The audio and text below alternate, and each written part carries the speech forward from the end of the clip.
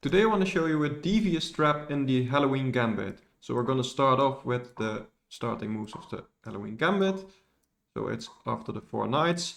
And we are going to take on e5. Now this looks like we just hung our knight, so they are going to take it. And we're going to grab the full center. So yeah, we've given up our knight, but we get the full center in return. And they're going to move the knight back because it is attacked. Now we're going to attack the knight again. Notice it has to move again, so usually it will go to the center because it's the best square. But here we can attack it again. And now it has to move again. It can go back here because that's already defended by the pawn, so it goes this way.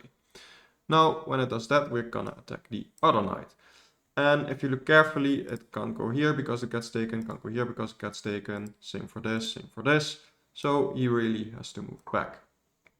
After this, we're gonna play d6. And basically saying, okay, we are restricting your pieces a lot.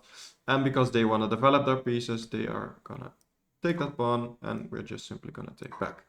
Now in this position, they are still a little bit awkward. They want to get rid of these pawns. So they usually are gonna play queen f6, attacking both of these pawns. And here we are gonna kind of ignore that and playing knight b5. And this is a threat. We are threatening to just simply fork the king or rook. And the only real way to stop that for them is to move the king here. Now that is already a slight inaccuracy, but you will see that a lot of players played it. Here we're going to continue with bishop. Oh, my mouse isn't working correctly. Bishop e3. And the opponent usually doesn't really notice what's happening here, but actually we've set our devious trap in this position. So what black might notice is, okay, my a pawn is hanging. It's being attacked by the knight and the bishop. And this knight is really annoying. So win-win, let's just attack the knight and yeah, just kick it away. But in this position, they've fallen for our trap and we can actually, oh my mouse is still not working correctly. Let's fix that. We can actually move the bishop here. And after the king moves, we can check. And the king has to move back. We can take the rook with check again. King has to move back. We can go for this knight check again. King has to move back again. And after that, we can move the knight here, again with check. And you can see what's happening already. The king is gonna move again. We're gonna take the queen, again with check. And yeah, we've just won a lot of pieces in this variation. Now, I should mention that after they take, we're still not done. I mean, anything wins here, but just to show you some cool lines, we can give this check with the queen. Notice that the king can't move, so they have to block and basically give up yet another piece. So let's say they go for the bishop.